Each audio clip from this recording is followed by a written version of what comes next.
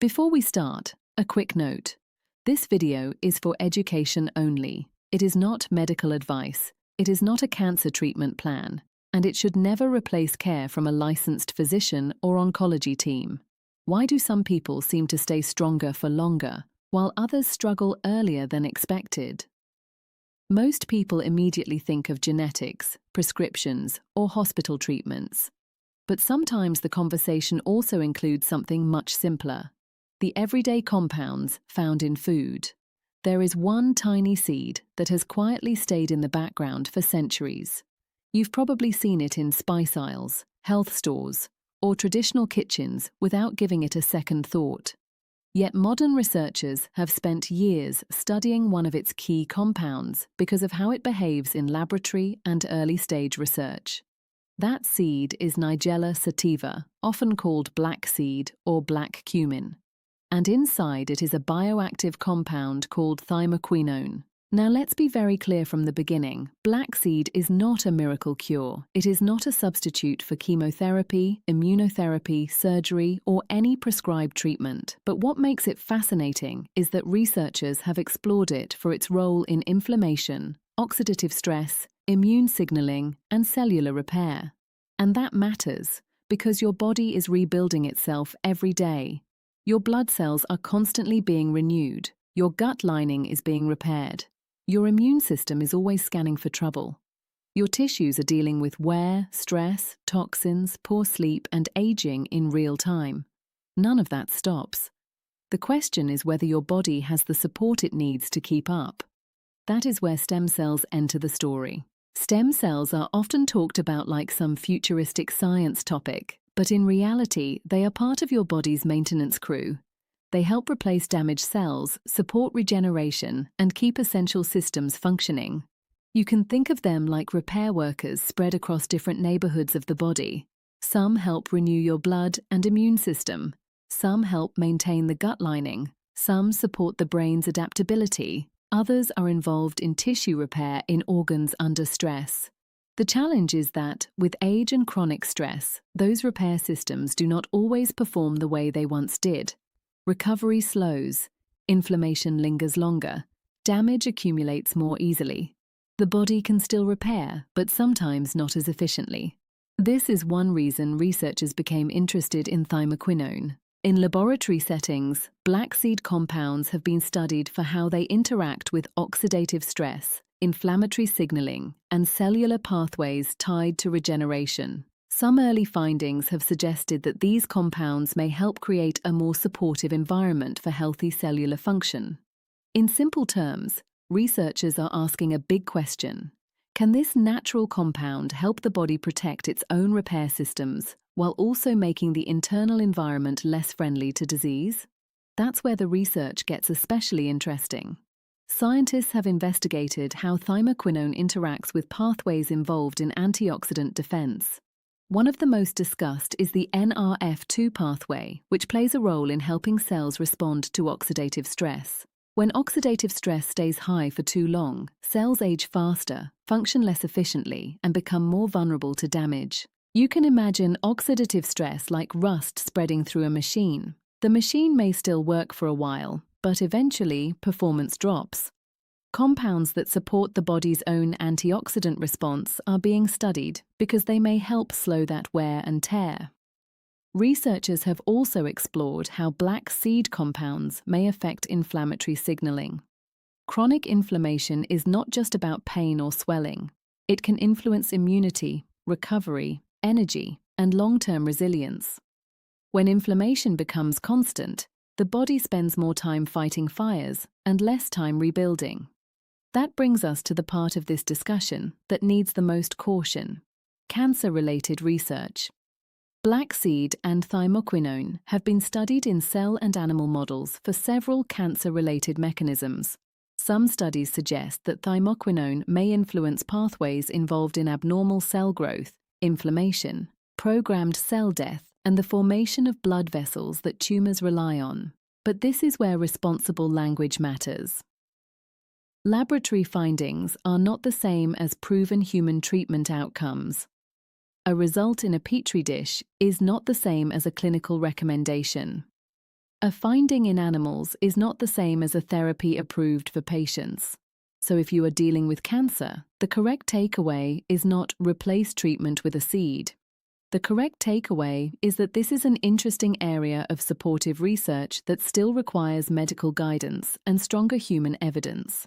What scientists find promising is that thymoquinone appears to act on multiple biological pathways at once.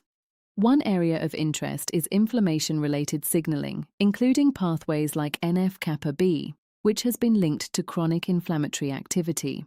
Another area is apoptosis, the process by which damaged or abnormal cells are signaled to shut down in an orderly way.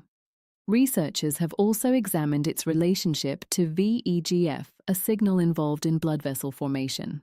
Those are complex terms, but the big idea is simple. Researchers are studying whether thymoquinone may help support healthy cells while making it harder for harmful processes to thrive. That's a powerful idea. But again, it is an area of research, not a guaranteed outcome. Another reason black seed stands out is its long history. It appears in traditional systems of medicine across multiple regions, including the Middle East, South Asia, and the Mediterranean. For generations, it was used in food and wellness practices for digestion, respiratory health, and recovery. History alone does not prove effectiveness, but sometimes traditional use sparks scientific curiosity. And that is exactly what happened here. Researchers took an old remedy and started testing it with modern tools. What they found was not a fantasy story, it was biochemistry. So what does this mean for someone watching at home? It means black seed may be worth understanding as part of a broader wellness conversation, especially when we talk about inflammation, oxidative stress, and daily nutritional support. It does not mean it should be treated like a cure-all. If you want the practical side, here's the simplest version. Black seed is commonly used in two main forms: whole seeds and black seed oil. The oil is usually the more concentrated option, while the whole seeds are often used in food. Many people prefer cold-pressed black seed oil because less processing may help preserve key compounds. If you use the oil, quality matters. Look for cold-pressed products stored in dark glass and handled carefully, because light, heat, and air can degrade sensitive compounds over time. A fresh, high-quality oil should smell sharp and distinct, not stale. Whole seeds can also be useful, especially when lightly crushed before eating. Cracking the seed helps release the active compounds more effectively than swallowing them whole. Because thymoquinone is fat-soluble, many people take black seed oil with meals. Pairing it with foods like yogurt, eggs, avocado, or olive oil may help with absorption. Some people also combine black seed with honey in traditional wellness routines, though that should be viewed as a food practice rather than a medical prescription. And if you are focusing on dietary synergy, cruciferous vegetables deserve attention too. Foods like broccoli, cauliflower, and Brussels sprouts contain compounds that are widely studied for cellular protection and detox support. Black seed does not need to work alone. In nutrition, combinations often matter more than isolated ingredients. But let's talk honestly about expectations. This is not the kind of thing where you take it for 3 days and suddenly feel transformed. The research around nutrition and bioactive compounds usually points to consistency, not instant results. Your body changes through repeated inputs over time: better sleep, movement, lower stress, nutrient density, and habits you actually maintain.